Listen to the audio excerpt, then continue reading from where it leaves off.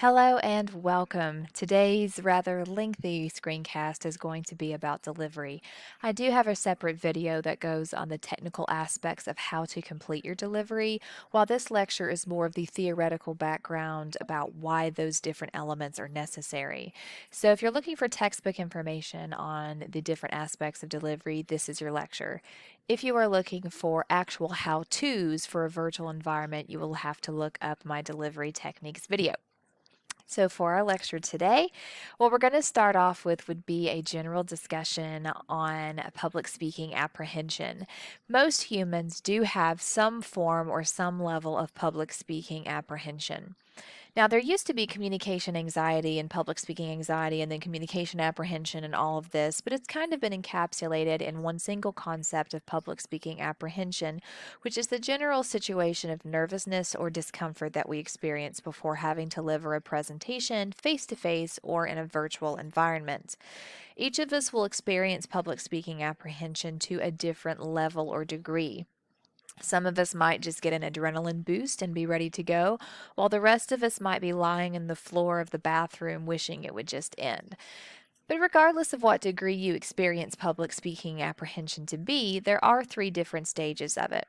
The anticipation stage is exactly what it sounds like, and this is kind of what the mental process is before you have to give that presentation. This is when you're anticipating how that communication interaction is going to go. You're visualizing yourself, you're visualizing the audience, you're looking for the interactions that you may or may not have, and you're building up this mental idea of how you think it'll go. The confrontation stage is when the public speaking situation actually occurs. So, this is when you deliver the presentation or complete the recording or have that job interview and you're having to perform. And that's when you face the fear. The adaptation stage generally happens during and after the confrontation stage, where you adapt to your anxiety and apprehension to fit the needs of the situation, and you either gain control of it or you don't. When it comes to the management of public speaking apprehension, one of the things you can have could be a performance orientation. And a performance orientation is when you tell yourself that you are an actor, you are an entertainer, you are a performer for however long you're giving that presentation. You put yourself in the mindset of, I am psyching myself up to perform, and I will go back to being me once this is over. And for some people, this is exceptionally helpful. Another orientation could be the communication orientation, where you psych yourself up by saying, this is information that I need to communicate. Instead of focusing on my nerves, I'm going to focus on the importance of this information and what this information can do for the people in front of me. That communication orientation is also beneficial because it assists us in accomplishing a goal or a purpose. You can also visualize yourself doing well in that public speaking situation. I never encourage people to visualize themselves being perfect, because as soon as you mess up, your nerves will go crazy. But you can visualize yourself surviving and thriving and doing well. You'll notice most of my videos have mistakes or stumbles in them that I do not edit out or go back and fix, because I want you to know that it's just a part of the experience that mistakes do happen, and you have to learn how to correct yourself and move on. The one management technique no one wants to think about would be desensitization, and that essentially means that you just keep on doing it until your body gets used to it. And that, quite frankly, is the most effective one. Of course, the most difficult one would be the effective one, but doing something over and over again helps your body acclimate, and it helps your body realize you are going to survive this situation. Your body will still provide you with some adrenaline and cortisol to get your hormones pumping and to make your animation come alive. But as far as that bone crushing, soul searching angst, it will not get that bad. You just have to continue to do it. One of the things I recommend is have people get used to making YouTube videos. If you can put it out on the internet and survive, you can survive in front of people. Lastly, you can encounter cognitive restructuring, which is when it's kind of a mix of visualization and the other orientations, where you mind map your own brain through practice, rehearsal, theory, communicating, and experience, and you actually rebuild the wiring in your brain to become comfortable with public speaking. This is honestly what I've gone through. As a student, I was absolutely terrified of public speaking to the point where I would shake like a chihuahua when I went up in front of a classroom. But through all of these different management techniques, my brain has been rewired to where I look forward to it and absolutely love it. There are three main methods of delivery that you will encounter through the course of your public speaking careers. The first is impromptu, and impromptu speaking is unprepared presenting. This is when someone goes, "Okay, Catherine, in 2 minutes you're going to get up there and give us a speech on fish." And then you have 2 minutes and you just kind of scrabble out a brief introduction, two or three main points, and a conclusion. You go up there and you do the speech. I recommend you practice with impromptus because it's honestly better than most public speaking situations because you don't have time to get terrified. You just get thrown in there and have to do it. I would recommend that you get yourself prepared in the mindset to play with that a little bit. If you've ever had a conversation in your life, you've kind of had an impromptu presentation. Manuscript presentations are those that are written out word for word like an essay. And these are typically used when accuracy is essential. And this is why politicians tend to use them, just as an example, because every single word that they say will be scrutinized by their constituents and their enemies. So that wording is absolutely foundational. You will not be doing manuscript speaking for me at any point. What we do instead would be extemporaneous presenting. Extemporaneous presenting is kind of a mix of the other two. You have some of it written out and prepared. You need to know the direction that you're going in, have your citations in place, transitions, and basic main points. But the rest of it is going to probably change every time you deliver the presentation because it's not going to be word for word wrote. What happens with this is you use an outline where you develop the main skeleton of your presentation and you practice from that presentation with the intention of maintaining your eye contact and focus on the audience, which means while you have that outline, you may not follow it perfectly, and that's okay. It means if you rehearse your presentation 5 to 7 times, you will probably have 5 to 7 slightly different renditions, and that's fine. It's like when I'm lecturing, I might give the same lecture 5 times a day, but it'll be different in each class because you adapt. So part of it's prepared and part of it is off the cuff. Now, to move into our delivery stage, you want to make sure that you are intelligible, which means we are able to understand you. One of those is articulation, which is how accurately you pronounce all of the different letters in a word. For example, articulation. So I made sure that you hear me hitting all of those consonants and vowels. Articulation. You can just hear that it is spoken accurately, crisply, and precisely. Down here in the South, we have a tendency to let all of our words lean on each other. With articulation, you are making sure that you speak precisely so that your words do not mumble jumble together and we can hear each individual piece. Just think of the word articulate. You want to be able to hear articulate. You want to hear every element of that word. Pronunciation has to do a little bit more with how you say the word. For example, in the South, I might say something like, "I'm going to get that." Or earlier, a second ago, I said something instead of something. So pronunciation tends to be a little bit more local, and it's the same word, but the way that we say it might change from place to place. One of my friends from Canada, they say about instead of about. In the South, we're going to go about, and up there it's about. So same word, but it is pronounced differently.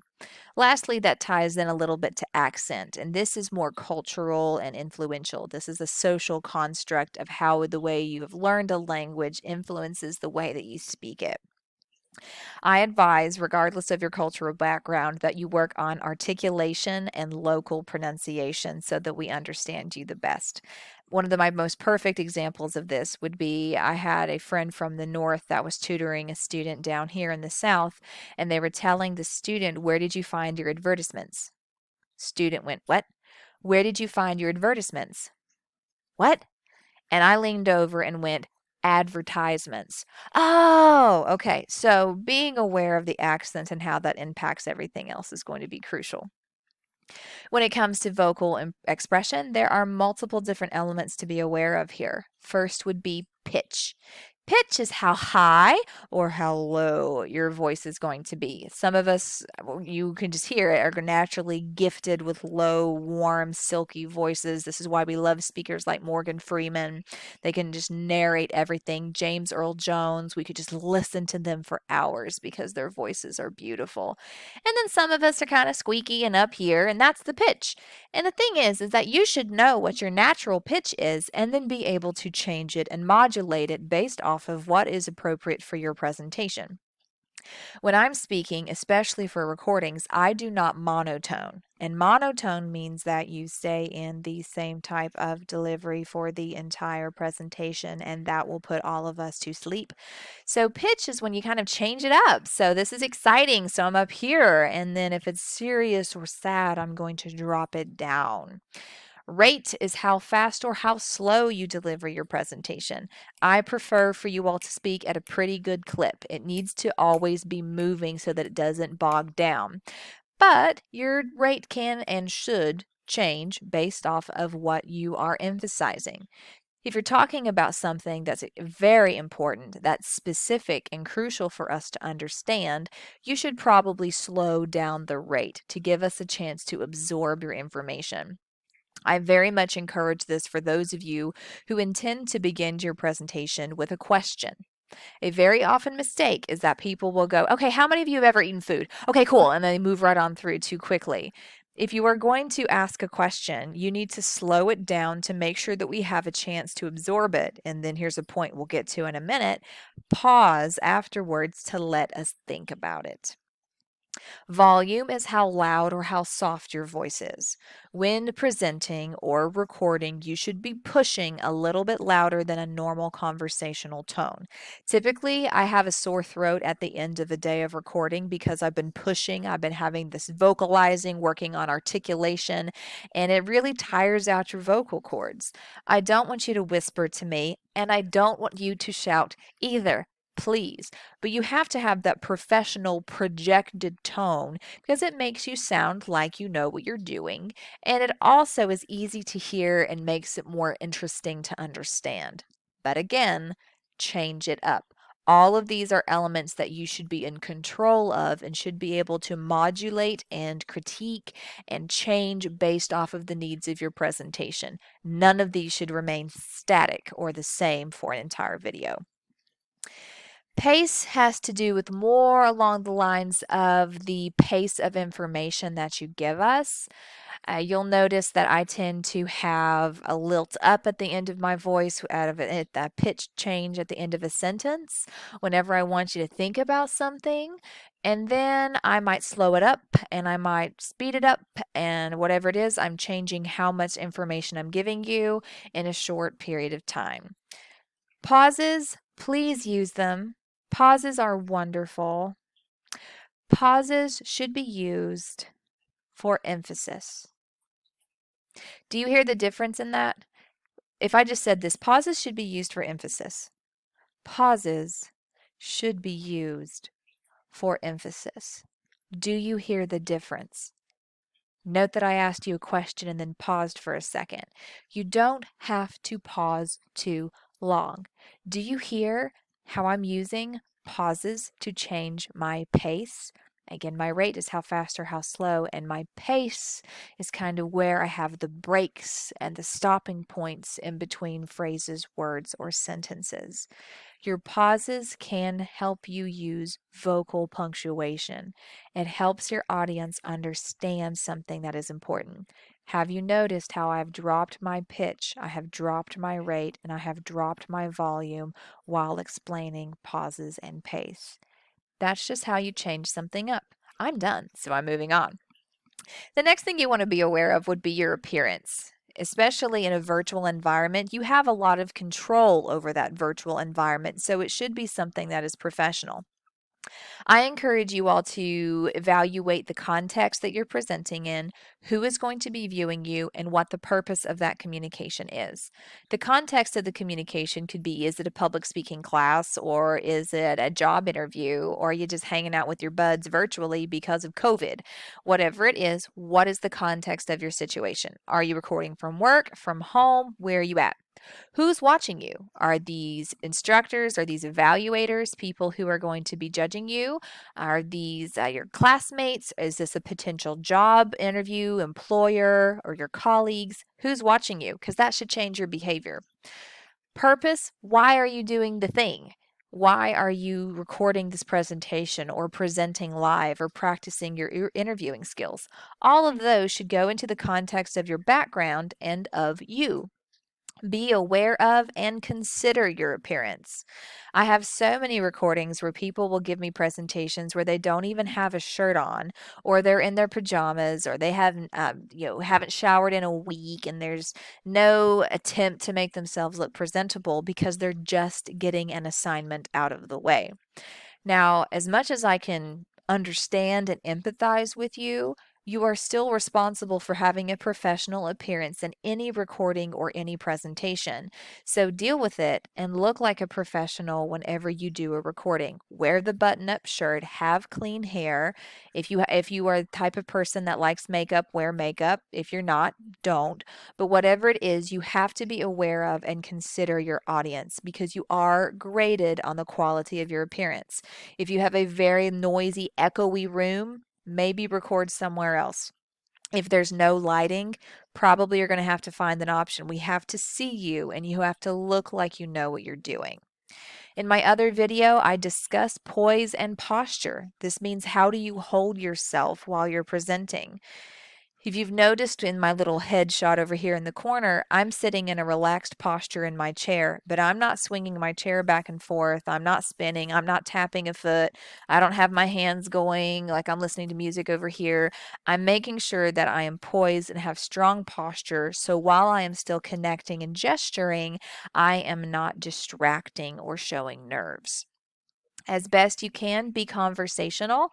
I'm presenting to a webcam. There is no one in here. I have nothing to feed off of except for the cold, dead soul of that webcam up there. But I'm still interacting and changing up my vocal modulations as if I was lecturing in front of a group of students that thought I was the funniest thing ever. You have to perform and put on that entertaining show for however long that camera is on you. You're smiling with your eyes, you're laughing, you're engaging, you're gesturing. You don't just sit here and talk to us for 5 minutes and then hit the end record button. You have to be alive. Now, eye contact is absolutely crucial. Of course, it's necessary in face-to-face interaction because if you're not looking at your audience, you have no connection with them and they will not listen to you. In the context of a virtual environment, you have to connect with the camera, not the screen or the picture of yourself. You have to train yourself to look at that camera and not your notes. I use visuals for you, not for me. I don't need them, they're for you. Eye contact improves immediacy, which means that it helps us feel familiar and at home with you. We're laughing with you, we're crying with you, we feel like we know you. It fosters connection because the eyes are the windows to the soul. If you lock eyes with me, then I feel like you see me, you understand me, and you are communicating for me. And strangely enough, most of us are afraid of eye contact in public speaking, but it's actually one of the items that reduces strain and stress.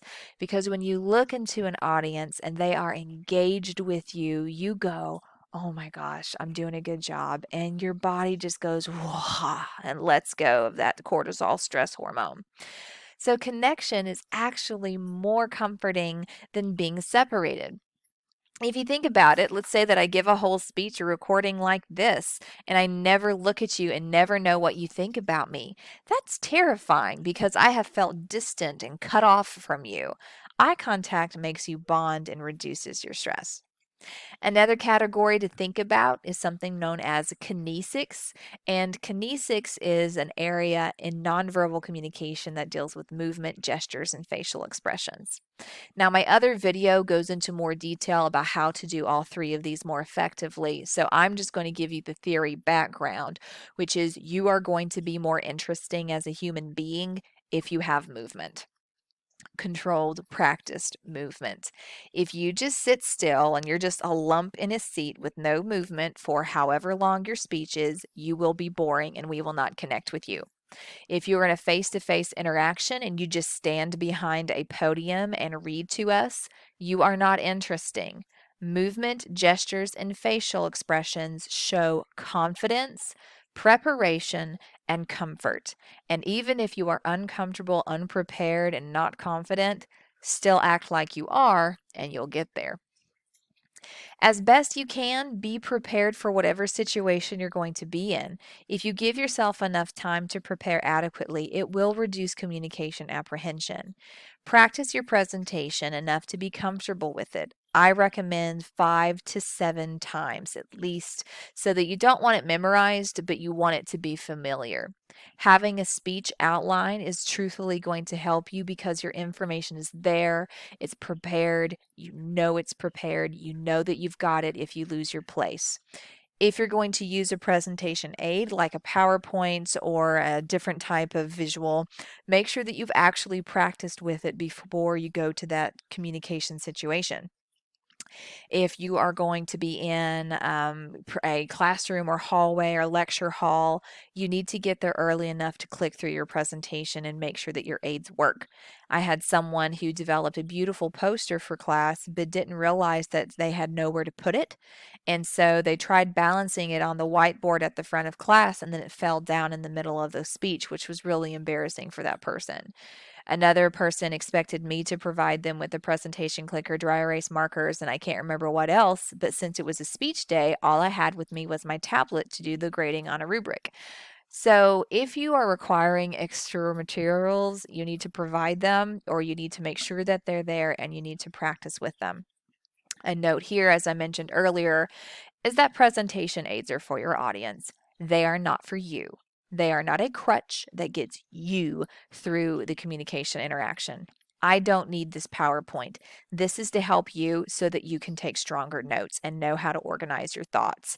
I could go on for years without having a visual aid, and you should be allowed to as well. If you end up having a visual aid and you read from it for your presentation, I can guarantee you will fail the nonverbal part of your presentation. It's for your audience, not for you. During the delivery for your presentation, if you have an audience actually in front of you, like maybe it's a Zoom meeting or Microsoft Teams meeting or an actual audience, respond to their feedback. If they're not moving, if they're not engaging with their eye contact and nodding and smiling and showing that they're involved, you are responsible for changing it up. Change your tone of voice, ask a question, make it get interactive, crack a joke. You have to change. It is not their responsibility to be engaged. It is your responsibility to make them engage. If you mess up, go ahead and correct yourself. That's fine. It happens all the time. If you mispronounce a name or forget to add a citation date, just say, "Oh, excuse me," and that was from 2017. Don't make a big deal out of it. Don't start laughing at yourself or go, "Oh, I'm so bad at public speaking." Just correct yourself and roll right on with life. Never emphasize your mistakes. Acknowledge them, but then move on. Be respectful of your audience, meaning be respectful of diversity and inclusivity, making sure that you're not making inappropriate jokes or comments about anyone. Be willing to adapt as you go through your presentation. You might have to slow down, you might have to speed up. Happens all the time in teaching.